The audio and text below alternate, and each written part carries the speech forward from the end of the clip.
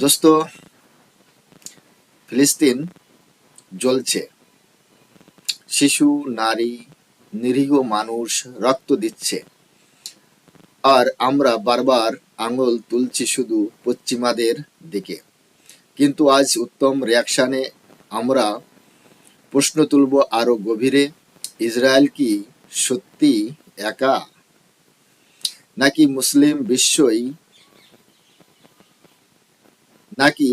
মুসলিম বিশ্বেই আছে তার সবচেয়ে বড় রক্ষক?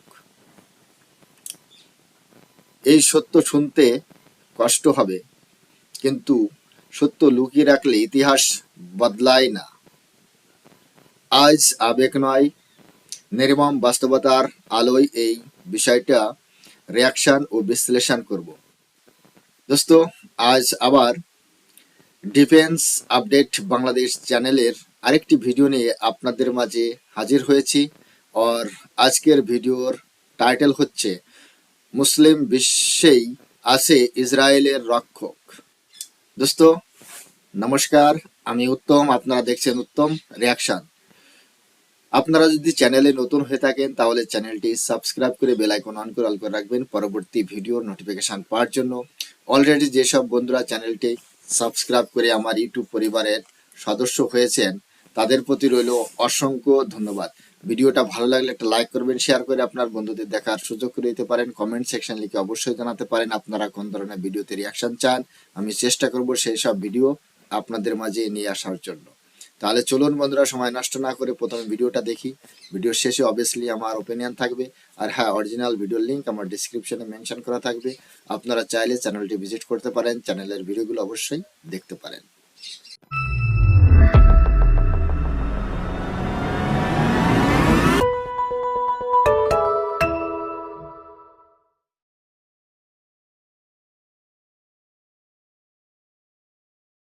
প্রিয় দর্শক, ডিফেন্স আপডেট বাংলাদেশ চ্যানেল নিয়ে আমরা বেশ উদ্বিগ্ন। যে কোনো মুহূর্তে চ্যানেল নেই হয়ে যেতে পারে, তবুও সতর্কতার সাথে কিছু কন্টেন্ট তৈরি করছি। তবে এই মুহূর্তে সবচেয়ে বেশি যা দরকার তা হলো আপনাদের সাপোর্ট, বাড়তি সাবস্ক্রাইবার এবং ভিউজ। অলরেডি 1 মিলিয়ন সাবস্ক্রাইবারের মাইলফলক অতিক্রম করেছি। সেজন্য প্রতিটি সাবস্ক্রাইবার, দর্শক এবং শুভানুধ্যায়ীকে আমাদের আন্তরিক ভালোবাসা এবং ধন্যবাদ জানাই। আপনাদের প্রতি কৃতজ্ঞ এই কারণে যে এতদিন ধরে আপনারা আমাদের সাথে আছেন, আমাদের সাপোর্ট দিয়েছেন এবং কিছুটা হলেও নিজের দেশ ও জাতিকে চেনার ট্রাই করেছেন। আমাদের সবচেয়ে বড় প্রাপ্তি এটাই, আত্মতৃপ্তি এটাই যে অন্তত 100 মানুষকে আমরা দেশপ্রেমের স্বরূপটা দেখাতে পেরেছি। যাই হোক, মূল ভিডিওতে আসি। ফিলিস্তিনে ইসরায়েলি মিলিটারি অপারেশনে গাজা স্ট্রিপের সিভিলিয়ানদের জীবন দুর্বিষহ। নেই কোনো জ্বালানি, খাদ্য, ঔষধ, শিশু খাদ্য কিংবা অন্যান্য নিত্য প্রয়োজনীয় দ্রব্যাদি। সেটার রীতিমতো একটা দোজখে পরিণত হয়েছে এখন। যা আছে তাই রেশনিং করে চলছে সবাই। কিছু সাহায্য সেখানে পৌঁছেছে, তবে তা একেবারেই অপ্রতুল। প্রায় 99% হসপিটালে বম্বিং হয়েছে, অ্যাম্বুলেন্সকেও ছাড় দেয়নি। জরুরি চিকিৎসা ব্যবস্থা পুরোপুরি ভেঙে পড়েছে সেখানে। তাদের ইমান যদি আমাদের মতো হতো তাহলে এতদিনে 23 লাখ বাসিন্দার 80% হতো রাজাকার, বাকিরা জন্মভূমি ছেড়ে পালাতো। কিন্তু তারা সেটি করেনি, করছে না, করবে বলেও মনে হয় না। তবে তাদেরকে জন্মভূমি থেকে উৎখাতের চূড়ান্ত চেষ্টা চলছে। ইসরায়েল চাইছে গাজার ফিলিস্তিনিরা যেন মিশর কিংবা অন্যান্য আরব দেশগুলোতে পালিয়ে যায়। অলরেডি তারা অফিসিয়ালি মিশরকে সেই কথা জানিয়েছে। মিশর রাজি হয়নি। দুঃখের বিষয় হলো গাজায় ইসরায়েলি মিলিটারি ক্যাম্পেইন বন্ধের ব্যাপারে কিছুই করেনি আরব দেশগুলো, উল্টো ডিরেক্ট সাহায্য করছে। দৃশ্যত মুসলিম বিশ্বের দেশগুলো একটা বিশেষ অর্গানাইজেশনের সামনে হাঁটু গেড়ে করজোড়ে কৃপা প্রার্থনা করছে। চলুন দেখি কোন কোন মুসলিম দেশ ঠিক কিভাবে এই যুদ্ধে প্রতিপক্ষের হয়ে কাজ করছে।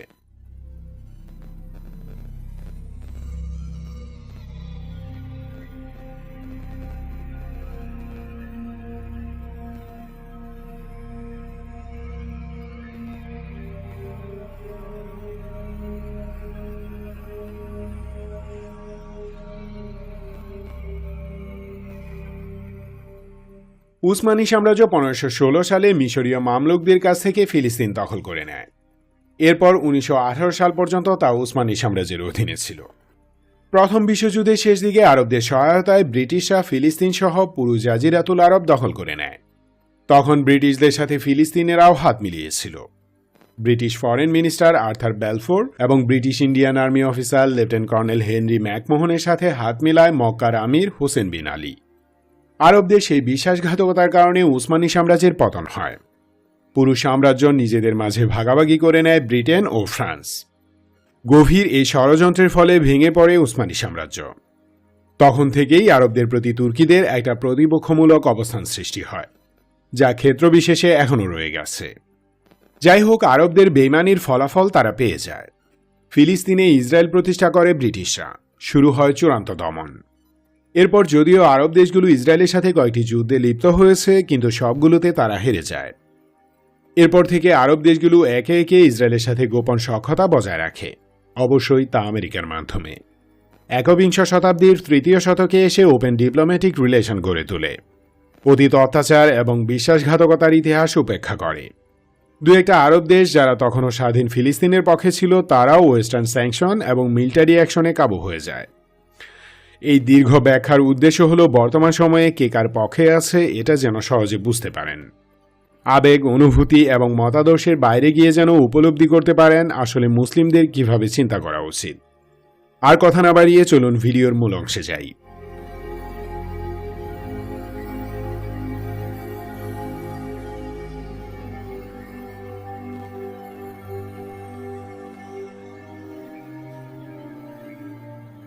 শুধু সাম্প্রতিক সংকটে নয়, গত কয়েক বছর ধরেই বেশ কিছু আরব দেশ ডিরেক্টলি ইসরায়েলকে সাপোর্ট দিচ্ছে। পর্দার অন্তরালে সৌদির কলকাঠিতে আরব আমিরাত ও বাহরাইন ইসরায়েলের সাথে কূটনৈতিক সম্পর্ক স্থাপন করে।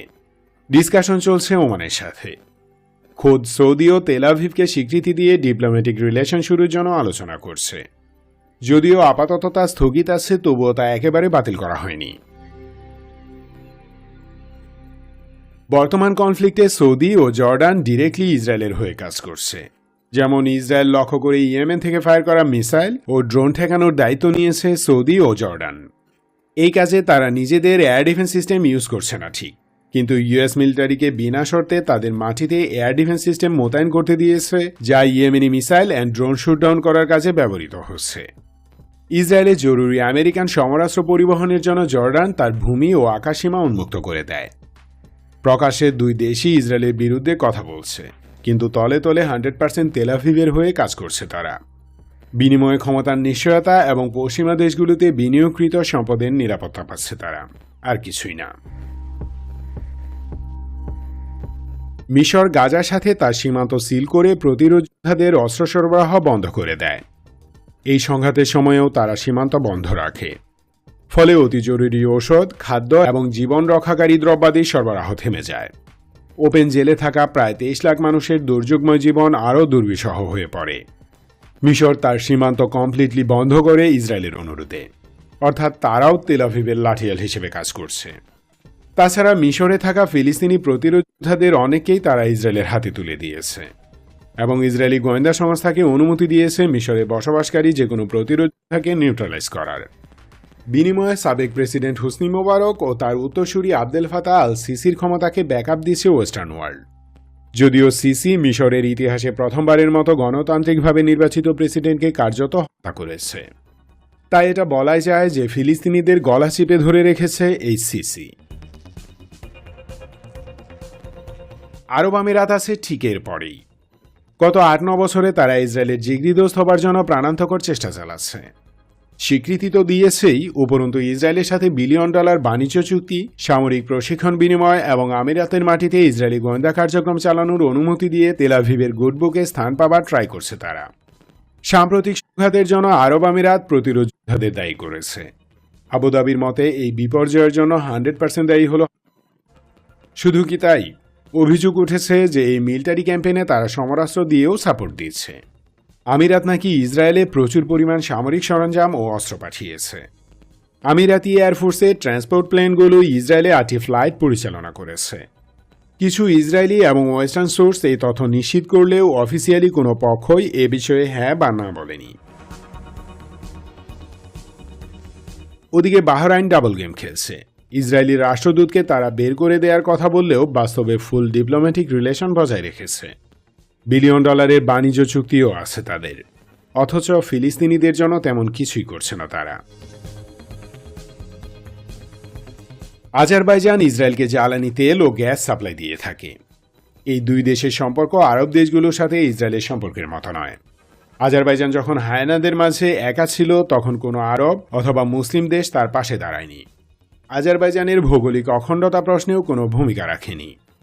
তখন ইসরায়েল আজারবাইজানকে পর্দার অন্তরালে কূটনৈতিক সাপোর্ট এবং অত্যাধুনিক সমরাস্ত্র প্রদান করে আর্মেনিয়ার সাথে যুদ্ধে জিততে সাহায্য করেছে। এতদিন ইউরোপিয়ানরা সস্তা রাশিয়ান তেল ও গ্যাস পেয়ে আজেরি তেল গ্যাস ক্রয় করেনি। তখনও ইসরায়েলি জ্বালানি ক্রয় করে দেশের অর্থনীতিকে বাঁচিয়ে রেখেছিল। তাই ফিলিস্তিন ইস্যুতে আজারবাইজান প্রায় চুপ। এছাড়াও জাতিগত আর্মেনিয়ান এবং অতীতে ওসমানী সাম্রাজ্যের সাথে বেইমানি বড় দুটি ফ্যাক্টর। ফিলিস্তিনিদের প্রতি দরদ থাকলেও এসব কারণে আজারবাইজান অফিসিয়ালি ইসরায়েলের বিপক্ষে অবস্থান নেয় না, বরং সাইলেন্ট থাকে। এই নীরবতাও ইসরায়েলের জন্য একটি সাপোর্ট। টেকনিক্যালি আজারবাইজানও ইসরায়েলকে সাপোর্ট দিচ্ছে। এখন বলুন, আরব দেশগুলোর কার্যক্রম কার পক্ষে যাচ্ছে? এখানে প্রায় প্রতিটি ঘটনার প্রামাণিক দলিল দেখিয়েছি আমি। সুতরাং মিথ্যা যে বলছি না এটা তো বুঝতে পারছেন। তাছাড়া আদর্শের ভিত্তিতে মিথ্যা আমি বলি না।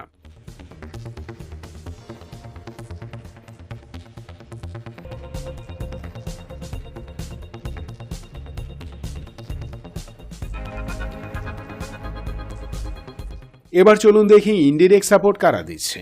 ইনডিরেক্ট সাপোর্ট দুইভাবে হতে পারে। প্রথমত, যেসব দেশ ইসরায়েলকে ডিরেক্ট সাপোর্ট দিচ্ছে তাদেরকে এমন কোনো পরোক্ষ সমর্থন দেয়া যা ইসরায়েলকে সাপোর্ট দেওয়ার সাথে জড়িত। যেমন আমিরাতি এয়ারফোর্সের বেশিরভাগ পাইলট এবং গ্রাউন্ড ক্রু পাকিস্তানি। আমিরাত যদি সত্যি ইসরায়েলে সমরাস্ত্র পাঠিয়ে থাকে তাহলে পরোক্ষভাবে এতে পাকিস্তানিদের সংশ্লিষ্টতা আছে, কারণ আমিরাতি এয়ারফোর্সে কর্মরত পাকিস্তানি পাইলট ইঞ্জিনিয়ারদের নিয়োগের বিষয়টি সরাসরি পাকিস্তান এয়ারফোর্স কন্ট্রোল করে। এছাড়াও ফিলিস্তিন ইস্যুতে পাকিস্তানের নিষ্ক্রিয় ভূমিকা ইসরায়েলকে আত্মবিশ্বাসী করে তুলেছে, কারণ পাকিস্তান একমাত্র মুসলিম দেশ যার কাছে পরমাণু অস্ত্র আছে। এই নিউক্লিয়ার থ্রেশহোল্ড ইউজ করে তারা একটি শান্তি প্রস্তাবে সবাইকে রাজি করাতে পারত, সেটা করছে না। আর এভাবে অনেক মুসলিম দেশ ইসরায়েলকে ইনডিরেক্ট সাপোর্ট দিয়ে যাচ্ছে।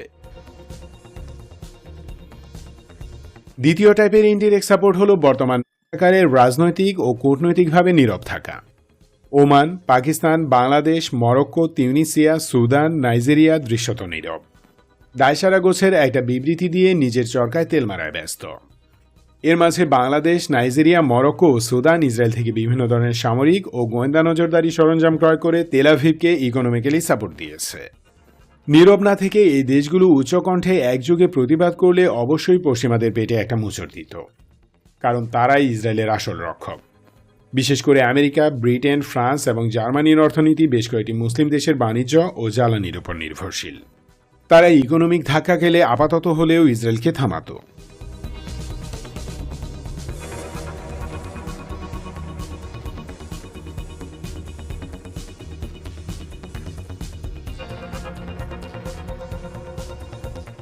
ফিলিস্তিনিদের জন্য কাজ করছে এমন মুসলিম দেশের সংখ্যা হাতে গোনা কয়েকটি।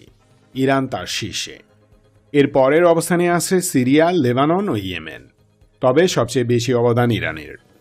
তেহরান সামরিক, অর্থনৈতিক ও কূটনৈতিক সব উপায়ে ফিলিস্তিনিদের সর্বাত্মক সাপোর্ট দিয়ে এসেছে। তাদের সাহায্যেই মিনিমাম প্রতিরোধ তারা গড়ে তুলতে পেরেছে।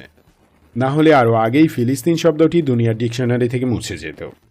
গরিব ও দুর্বল হলেও ইয়েমেন স্টানিং পারফরমেন্স দেখিয়েছে, যা সম্পূর্ণ অপ্রত্যাশিত ছিল। এর পরের কাতারে আছে ইরাক ও আলজেরিয়া। ইরাকি প্রতিরোধ যোদ্ধারা শত্রুকে টার্গেট করে বেশ কিছু ড্রোন ফায়ার করেছে কয়েকদিন আগে। ইরাক ও সিরিয়ায় থাকা মার্কিন বেসগুলো উৎখাত করার জন্য সেখানেও আক্রমণ জোরদার করা হয়। ইসরায়েলের আত্মবিশ্বাসের মূলে আছে এই মার্কিন সামরিক ঘাঁটিসমূহ। এই আত্মবিশ্বাসের কারণেই তারা বিনা বাধায় সিরিয়ায় এয়ার স্ট্রাইক চালাতে পারছে। সো ইরাকি প্রতিরোধ যোদ্ধাদের অবদানও অনস্বীকার্য। ওদিকে আলজেরিয়া ইন্টেলিজেন্স, গোপন মিলিটারি সাপোর্ট এবং নিয়মিত অর্থ প্রদান করে ফিলিস্তিনিদের সাহায্য করে আসছে শুরু থেকে। তাদের এই নীতির কোনো পরিবর্তন হয়নি। কূটনৈতিক চ্যানেলেও তারা ফিলিস্তিনিদের জন্য কাজ করছে। মিলিটারি সাপোর্টের বাইরে সবচেয়ে বড় সাহায্যকারী হল তুরস্ক, কুয়েত এবং কাতার। এই তিন দেশ জাতিসংঘ থেকে শুরু করে প্রায় সকল আন্তর্জাতিক ফোরামে ফিলিস্তিনের হয়ে কথা বলে।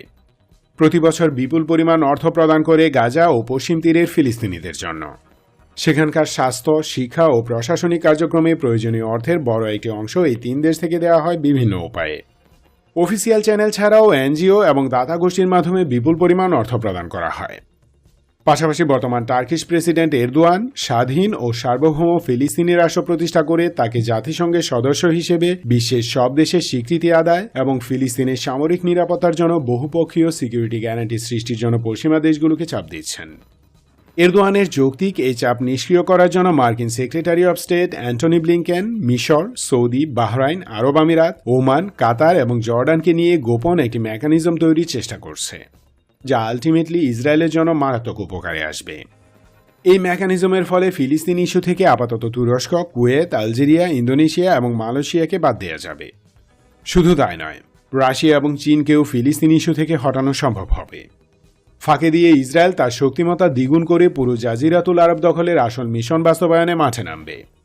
আমার এই ধারণার পিছনে যুক্তি হলো সর্বশেষ আরব ইসরায়েল যুদ্ধের পর থেকে এটাই করছে তারা। এভাবেই ধোঁকা দিয়ে সময়ে সময়ে স্বার্থ হাসিল করেছে। আর জেনে বুঝে আরব নেতারা আমেরিকার ফাঁদে পা দিয়ে চূড়ান্ত বিপদ ডেকে এনেছে ফিলিস্তিনিদের জন্য। যাই হোক, অনেক কথা সংক্ষেপে বললাম। তথ্য প্রমাণ দেওয়ার পরও আমাদের মাঝে অনেকে সন্দেহ থাকে। তারা কাইন্ডলি বিষয়গুলো গুগলে সার্চ করে স্টাডি করবেন। খুঁটিয়ে খুঁটিয়ে অতীত ইতিহাস না জানলে একবার তুরস্কের দোষ ধরবেন তো আরেকবার সৌদির। তাই স্টাডি করুন, ভালোভাবে জেনে নিন।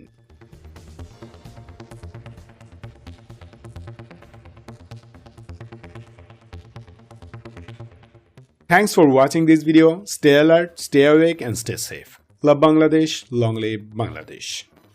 দোস্ত, ভিডিওটি এখানেই শেষ হয়েছে। দেখতে পেলাম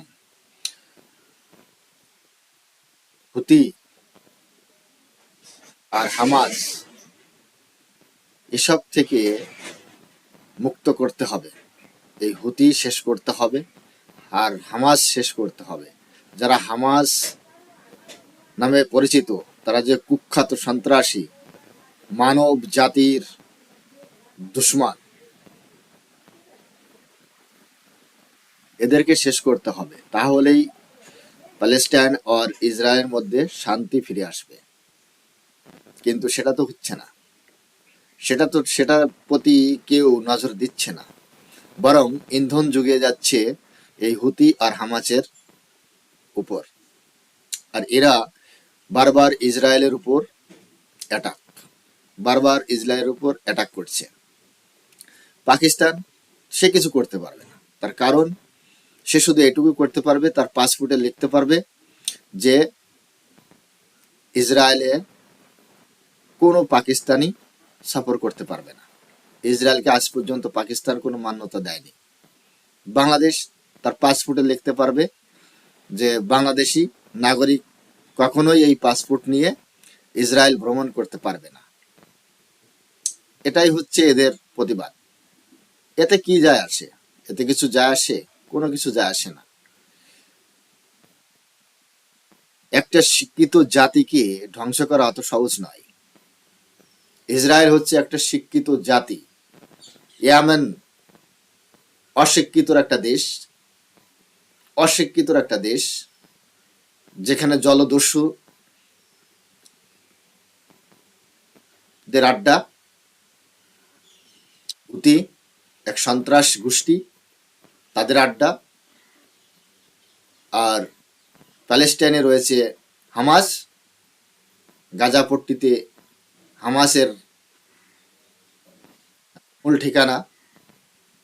অশিক্ষিত জাতিরা বারবার এরা বহির্বিশ্বের উপর আঙুল তোলে, অথচ নিজের পায়ের দিকে একবার চেয়ে দেখে না সে কোথায় দাঁড়িয়ে আছে। তো এইভাবে তো চলে না। যত তোমরা ইসরায়েলকে উত্তপ্ত করবে, ততই প্যালেস্টাইন আস্তে আস্তে ধ্বংস হয়ে যাবে। প্যালেস্টাইনের নাম নিশানা মুছে যাবে। যেখান থেকে অ্যাটাক হবে সেইটুকুই ইসরায়েল দখল করে নেবে। ঠিক আছে? ইসরায়েল হচ্ছে ভারতের পরম মিত্র।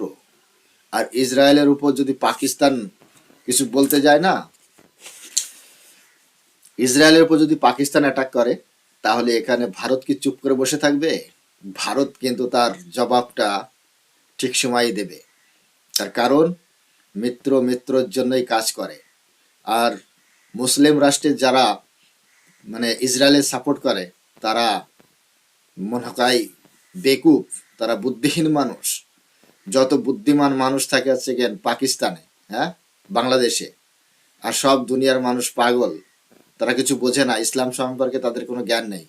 এই পাকিস্তান আর এই বাংলাদেশ, এদের যে জনগণ, এরা যে কত বড় মূর্খ, কত বড় মূর্খর জাত, এরা সেটা বোঝে না।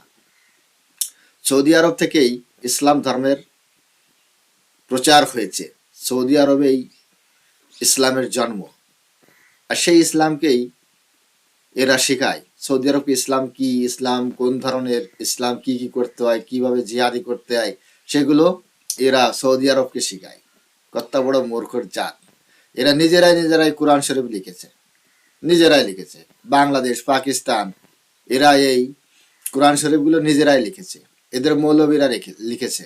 এর ভিতর মানে কিভাবে নরসংসার করতে হয় সেই সমস্ত টিপসগুলো এর ভিতর ভরে দিয়েছে। কিন্তু আজ সৌদি আরবে কি হচ্ছে?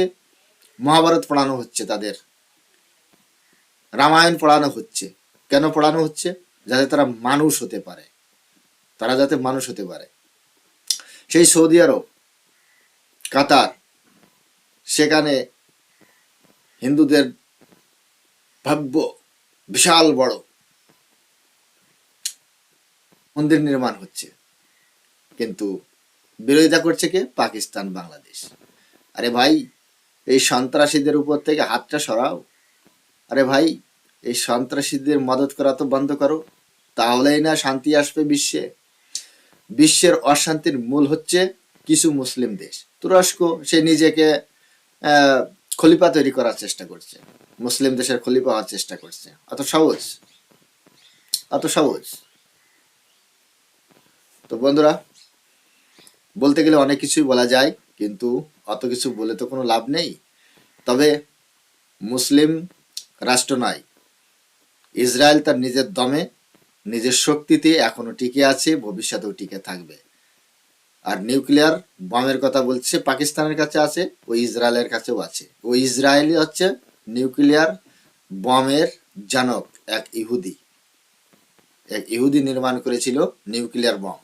সেটা যেন ভুলে না যায় পাকিস্তান আর বাংলাদেশ। তো বন্ধুরা, আপনাদের কি মতামত আজকের এই ভিডিও সম্পর্কে? আপনারা অবশ্যই চ্যানেলে লিখে জানাতে পারেন। আর চ্যানেলে নতুন হলে চ্যানেলটি সাবস্ক্রাইব করে বেল আইকন অন করে অল করে রাখবেন পরবর্তী ভিডিও নোটিফিকেশন পাওয়ার জন্য। সবাই ভালো থাকুন, সুস্থ থাকুন। দেখা হচ্ছে নেক্সট রিয়াকশন ভিডিওতে। ততক্ষণ সবাইকে নমস্কার, জয় হিন্দ, বন্দে মাতরম।